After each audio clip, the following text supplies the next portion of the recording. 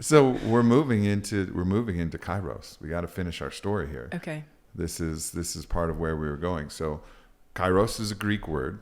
For those of you who don't know the word, it's Kairos, and it explains the ineffable, timeless space that we can access that is outside of linear time. And we pulled that as a destination for ourselves in this journey that we're taking. So what's your relationship with Kairos? Well, I would say that Kairos time is, I've come to know it through ceremony, basically. Me too. And through, any creative act where like it's full on life force, like playing the piano or whatever, surfing, the time is not what it once seemed that it was.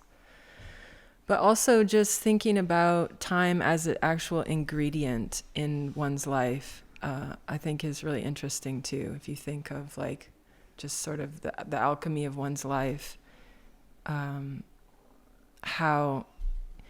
the fire of a match is so different from the fires like at the burning ghats in India that have been burning since the city was a city. Mm-hmm. And the different qualities of that fire because of time, because of the ingredient of time. So I don't have anything so much more to say about it than that. Just a real curiosity about how it moves from something that's linear and trackable to something that is just so beyond, my perception, really. So the interesting thing about Kairos is that if you think of time, so time was explained to me by Nassim Haramein as the memory of God. Time is the memory of God. There's no time without memory. Time is inherently a story, right? Like, so it weaves something from past, present to future. So we're always in Chronos. That's the place where we are. And we can sometimes lightly touch into Kairos. But the thing is, the moment that it becomes a memory, it's out of Kairos itself. So it's like we can glimpse it from afar, but, and sometimes you're actually in it. For me, it's like very, very rare that I'm in Kairos, except maybe when I'm sleeping. Like if I'm asleep, the conscious mind is asleep. I'm in this timeless time where I once had a dream. So I guess the closest I would say that I've gotten to Kairos is actually not psychedelic medicine, because I almost always am aware of myself and the process of the journey. I mean, I had a wildly large and strong Bufo journey, and many people step into Kairos where they don't remember what happened, but I remember the whole thing. And it's an interesting aspect of me. In my waking mind, it's very difficult for me to step into Kairos. It's maybe happened maybe once or twice where it's just like, I don't remember. There was a Vilka experience I had with Don Howard where, I encountered the goddess, and she had a gown made of stars, and she said, this, from beyond this point, you'll remember nothing. Mm-hmm. And I go, what? And then I woke back up from that experience, and I was very poorly singing an Icaro of some sort that kind of came through, but I'm not a very good singer, like objectively just not. I can chant all right, and she just goes, shh. And I was like, oh, okay. There was other people trying to go through their journey, and I'm just belting this song.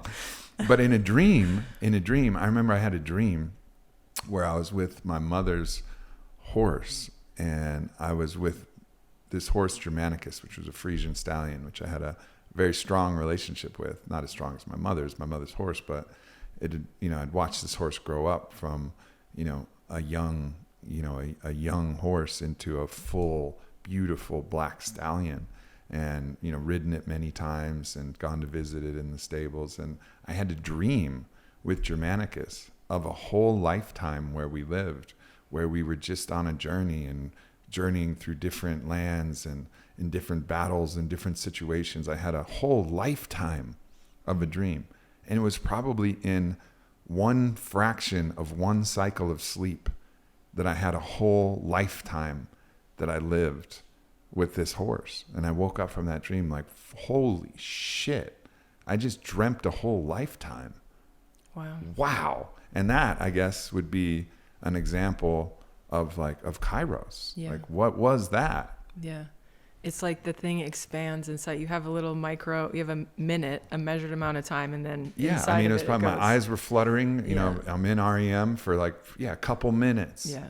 And then a lifetime I'm living in the dream world beyond time. It's also interesting that the part of us while we're dreaming, or the tracker that's there knowing time, actually, like, you know, my mom was just visiting me, and she had a dream that it was like her 50th birthday party, and something happened.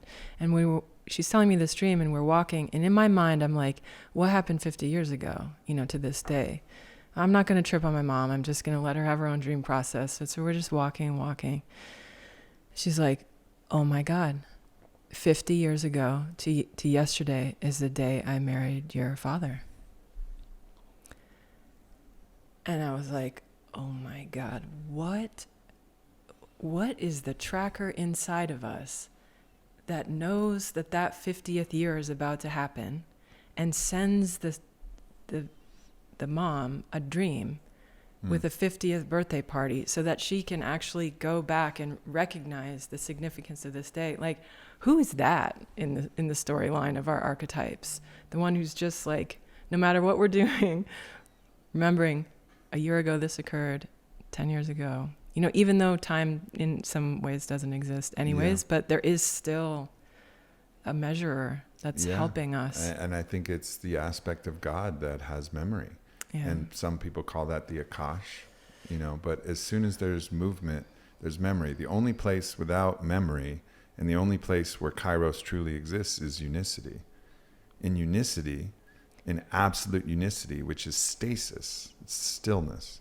Because unicity means it's everything, so there's no differentiation, so nothing can move, nothing can evolve, nothing can change, nothing can transform. Not even an atom can spin, you know, because it's unicity. There's no electrons, protons, neutrons, there's no differentiation. So Kairos is the pure, it's like the Tao, it's like the sleeping Tao of unicity, what I call the force. And I'm writing about my new book, You vs. Anti, called The Force. It's the unicity that's behind it that carries no memory. But at the moment that God goes conscious and goes, I am, then memory begins. Yeah. And I think so, and as you pointed to, like, even in my dream, I dreamed a dream that contained a Chronos. So in my Kairos dream, I dreamed Chronos into my dream. Right?